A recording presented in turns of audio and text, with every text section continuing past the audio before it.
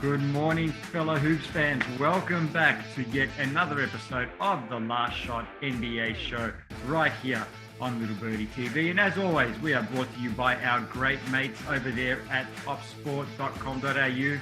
Now, we've got a lot of NBA basketball to talk about. We're going to talk a little bit NBL as well. But, you know, who better to bring on and talk all of this sort of stuff than Mr. Andrew Parkinson. Parky, how are you, mate? I'm very well, thanks, Nick. And yeah, what a surprise we had on Monday night. Not many people thought that was going to happen, Nick. No, I think you and I included in that. We thought Melbourne United back at home, game 3. Obviously they were going to be the overwhelming favourites, but Tasmania, shout out to them, shout out to that whole state. Like they've done absolutely fantastic with the Jack Jumpers. Good to see him in the grand final, Tasmania versus Sydney. We're going to talk about that probably on Friday morning. We're going to get into a game 1 preview and a series preview. We're going to kick off with some NBA action right now, Parky. We're going to start off with old mate Luka Doncic, who was doing Luka Doncic things yesterday against the Phoenix Suns. Put up some big numbers. He had 45 points on 15 of 30 shooting, 4 of 11 from behind the arc, 11 of 14 from the free throw line, also had 12 rebounds, 8 assists. Mavs lose, though, 121 to 114. My question to you, Parky, is, are the Mavs going to need this kind of performance from Luka Doncic every night to stay competitive? Yes, they will. And it is worrying that they lost by 7 points and they're actually down a lot more than that in that game. So, yeah, Luka has to put on these amazing performances. I mean, he's averaging just in these playoffs. He's only played 4. And he's on that dodgy calf of his. He's averaging 33 points, 11 rebounds, and over 6 assists just in this series. And some would say he's not at 100%. So, yeah, he's just amazing. He's only just turned 23 in February. He's already had 2 playoff series, 2 first rounders. This is the first time he's got into the second round. And I think that's as far as the Mavs are going to go in this series up against the Suns. But yeah, Luka's doing amazing things. He came into this series only having played the 13 playoff games, but he was actually leading the playoff averages for all-time NBA playoffs. And he's ahead of a guy you might have heard of. He's pretty good. His name's Michael Jordan. He's averaging over 30 points in all his playoff games, which is, you know, far more than Luka's 17 at the moment. But I think Luka is going to maintain that, and I think he may well be the all-time, leading scorer in playoff history in the NBA. This is the second time that you're saying Luka Doncic is better than Michael Jordan. So that's another news flag. No, don't. He may average more in the playoffs, and that's what makes it so special. But no, cut that out. He's not better than Michael. Just to that point, you are correct. So because of the 45-point performance yesterday, he's now tied, actually, with Michael Jordan with the highest career playoff scoring average in NBA history. Doncic is averaging 33.4 points. And also Jordan's career average was 33.4 points as well. But just back to yesterday's game, Mark. Yeah, I didn't know it was that high. Yeah. Yeah. So just quickly back to yesterday's game, we're talking about, Doncic having to do it all. Max Kleber had 19. Dorian Finney-Smith had 15. Jalen Brunson had 13. The one for me, Parky, that was sort of absent from that was Spencer Dinwiddie. He only had 8 points. Didn't really make much of a contribution. And look, in a first round playoff series, the Mavs could sort of maybe get away with, Luka having an off night and a Jalen Brunson stepping up, but to beat a team like Phoenix and to stay competitive, they're going to need contributions from everybody every single night.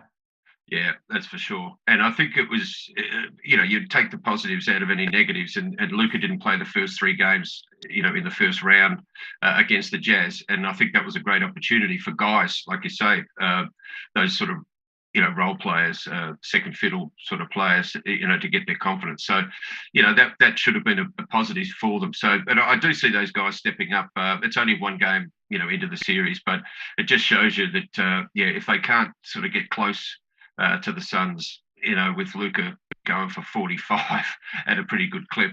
And having, what was it, 12 rebounds, 8 assists. I think they're gonna definitely need some help. And I think Jason Kidd has come out and said exactly that he needs a little bit of help.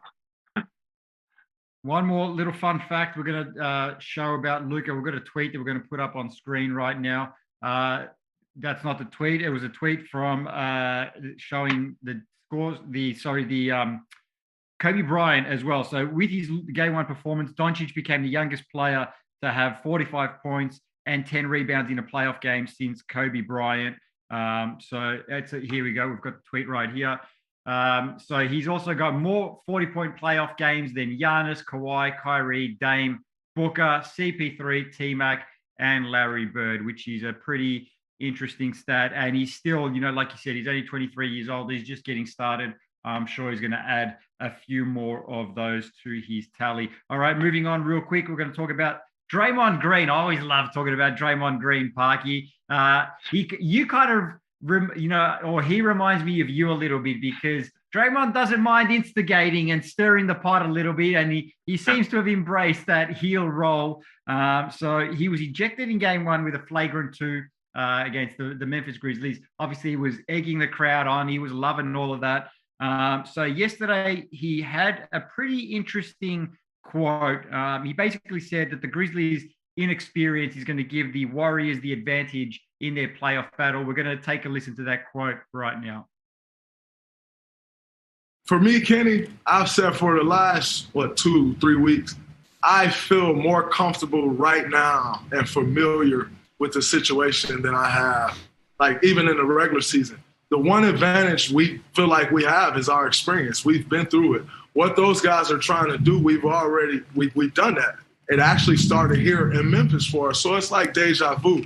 And so we're not afraid of any moment. So he was basically saying, what the Grizzlies are trying to do right now, we've already done. We're not afraid of any moment. We've been through all these.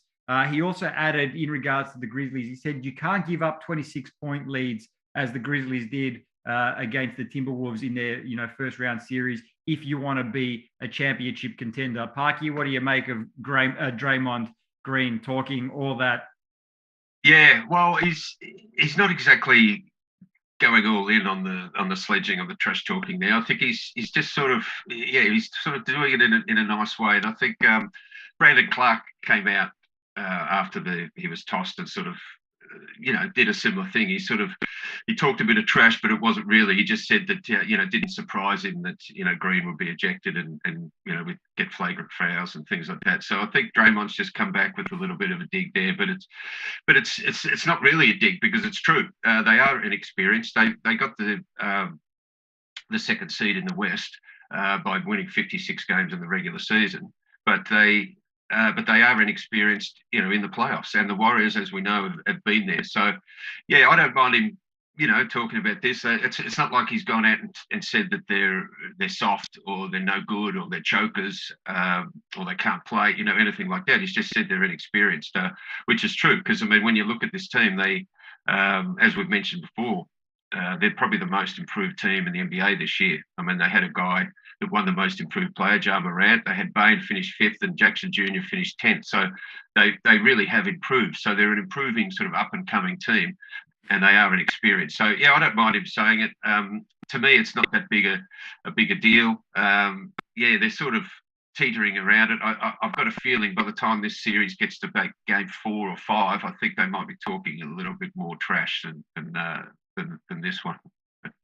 When I listen to this, it's also something that I agree with you. He didn't say anything too sort of outlandish, but he is sort of, kind of letting him know, look, we're the big brother, you're the little brother still. And I look at the Memphis Grizzlies team, and as great as all those young guys have been this season, I don't see them as a team that sort of will use this as fuel. They're not going to sit there and go, oh, Draymond thinks we're the little brother, we're going to come out and we're going to show him. I just don't think that they're at that level yet. The Golden State Warriors, they're not the Golden State Warriors of those championship runs that they had, but they're still a very, very formidable opponent, and they're still better than the Memphis Grizzlies right now.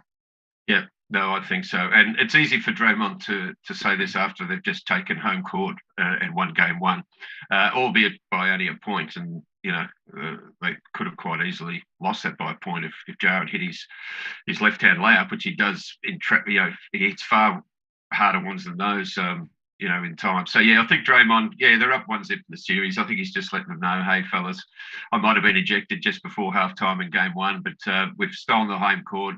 We're the experienced ones. You might be the higher seed, but we've got the experience. And, I think he's right. And they're probably going to win in 5 or 6. Yeah, absolutely. I agree with you there. It's definitely going to be one to keep an eye on, though. All right, Parky, let's talk a little bit about Nick Nurse before we get onto the game predictions and odds. Now, Nick Nurse, obviously the Toronto Raptors coach, he's been linked with the Los Angeles Lakers job pretty much from the moment the Lakers were eliminated from the play-in contention. In his exit interview on Monday, he shot down any chance of leaving Toronto for Los Angeles. And this is the tweet that we're just going to show now in regards to that. So he said, I don't know where that stuff comes from, and I'm focused on coaching this team. Went on to add that about free agents possibly coming to Toronto. He said, geez, I think we've got a lot to offer here. We've got a winning team, great fans, first-class organization. I'd want to play here. Yeah, that's what he said. And when I look at it, Parky, I don't disagree. I mean, Toronto may not be the most, glamorous city like a Los Angeles or a Miami or something like that. It's a beautiful city. They've got a great organization, a great front office. And then you look at the basket case that is the Los Angeles Lakers right now. Why would Nick Nurse want to go over there? I mean, he'd be hamstrung. They can't really do much with that roster unless they miraculously get rid of Westbrook, LeBron, and or AD. Otherwise he's going to be heading into next season with pretty much the same roster that failed this season. Why would he go to Los Angeles? I stay in Toronto. You're building something there. Yeah, no, I'm with you on that. I think basket case is the correct way to sum up the Lakers at the moment. Let's not forget they finished 11th in the West. Toronto, they got a better list. They finished 5th in the East. They were stiff in that 76ers first round matchup in the playoffs there. But I don't think there's any reason for Nick Nurse to leave. He is getting, I looked it up, $8 million a year salary, which is US dollars. So over here down here in Australia, that's somewhere in between 11 and 12 million. So the guy's getting $1 million a month to coach. I'm sure the Lakers would match that and probably increase it, because I think he's still actually contracted, which of course that doesn't mean much, Nick, does it? Well, first of all, if the Lakers wanted to approach him, they need to get permission from the Toronto Raptors, and then to sort of facilitate a deal, it would involve a trade of a draft pick going back to the Toronto Raptors. So I do think it's worth noting, though. The Lakers got any draft picks left.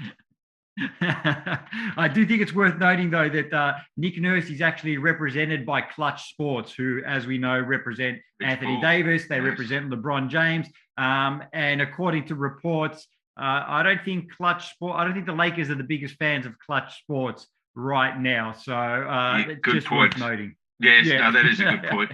No, and I think the Lakers, to do their due diligence, they've got to go after Nick Nurse. They've got to go after him. He's the top of the tree. I think it'll be great. But I think look what happened to Frank Vogel. He won the championship 2 years ago. He won the championship in the bubble. 2 years later, he's shipped out of there. And there's no league in the world where the players sort of, dominate or have the power, I should say, over coaches. But particularly in LA, that's the case with LeBron there running the show. Magic's come out not long ago and saying that DeMar DeRozan was all ready to come, and LeBron sort of poo-pooed that idea. He wanted Russ to come, and Russ came along, and we all know what happened with that. They finished 11th in the West, and it wasn't a good look. And who got fired? Was it Russell Westbrook that got fired?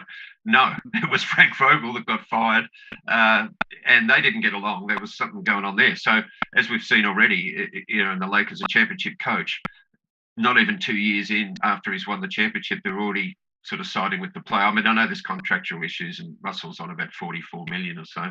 So it was much easier to get rid of Frank Vogel than it was. And I think it's hard for the Lakers to. I think I'd love to probably try and offload him. But I think that's going to be tough. So yeah, no, that's not a real good job for Nick Nurse. I think there's plenty of other candidates. I think Quinn Snyder, I think they're after him. Mike Brown, Mark Jackson's been sort of mentioned. Darvin Ham, I think the assistant coach of the Milwaukee Bucks, he's been there the last 4 years as an assistant to Bud. And of course, Bud's from the Pop coaching tree, as you would know. So yeah. My pick is that, Quinn Snyder, someone like that, maybe a Darvin Ham will take that Lakers job. Of course, it'll have to be approved by LeBron and probably AD might have a say in that, but they'll have to run it by the players first because we all remember that I think LeBron wanted Tyronn Lue all that time ago when they hired Frank Vogel, and he didn't get his way. So we'll see how that all turns out. But yeah, as far as Nick Nurse goes, I think he's far better off, but he's got a better list, as they say in AFL football terms. Yeah, they've got a few more. I think they've got a better future. So I think he's better off sort of staying put. And I think that's what he's, indicated to the press. Yeah, no, I think Nick Nurse is a smart man. I think he sees, what's going on in LA. As good as that job would be, I think he's going to stay in Toronto as well. All right, Parky, let's take a look at some of these games and then the odds, and then we're going to get out of here. Only 2 games on the slate today. One's in action right now. So we're going to start off with the Golden State and Memphis game kicking off, or not tipping off, I should say, a little bit later on today. The Warriors, who took game 1 and took back that home court advantage, they're favorites here, $1.77. Grizzlies, 209. The line's at 2, Parky, and the total's at 227.5. You can watch this one live on NBA League Pass a little bit later. What are you seeing from this game? Yeah, well, before we get into that, we'll just go over what we did on the Monday show, because we went just because I went 1 and 2 in my NBA picks, which is not good, but we got our NBL picks, so we were 2 and 2 for that show. But yeah, we missed out on the over in the 76ers at Heat in the game 1. That went a little bit under, and also the Mavs at the Suns. We went on the under in that one, and that went over. But we got the Suns, so that was a good win there. And of course, we've already spoken about that NBL game on the Monday night. We bet on the under 162, and there was only 149 points scored in that game. So great defense from the Tassie Jack Jumpers. I'm showing my age calling them the Devils in that game. So so NBL tipping so far we're 4-1.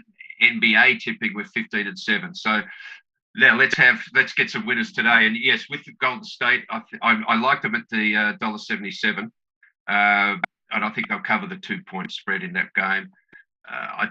If the Grizzlies were going to win a game, I think it was going to be in this game 1. They had everything going for them. Draymond Green was kicked out right before the half. Clay didn't have a great game. Clay missed 2 free throws down the stretch. Jar had a layup on the buzzer that would have won them the game. So, look, I really think that was the one that the Grizzlies let slip. And I think the Golden State Warriors are going to have Draymond for the full game today. I think Clay's going to be a little bit better.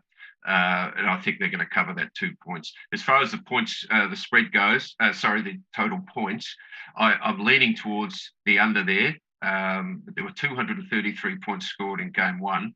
And that currently is at 227.5, I think, at the moment. I'd be leaning towards the under, but it's not an official pick. But as far as the Warriors go, I think they're definitely going to cover the 2 points today in game 2 in Memphis. I agree with you 100%, Parky. I said the same thing. I was like, that game was primed for the Memphis Grizzlies to win that. Draymond gets ejected. Clay's having a kind of off shooting night, like you said, missing those free throws as well.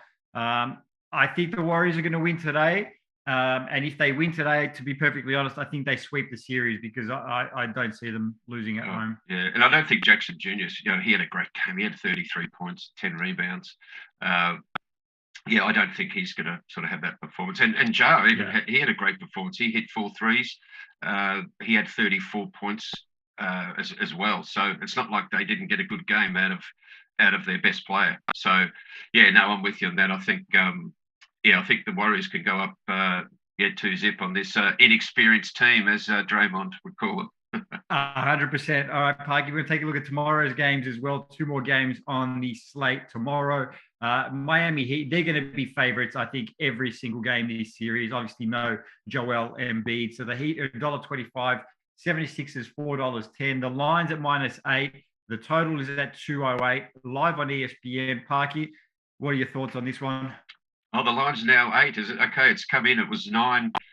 It went down, 8.5 and now 8. So there's been a bit of money coming for the Sixers.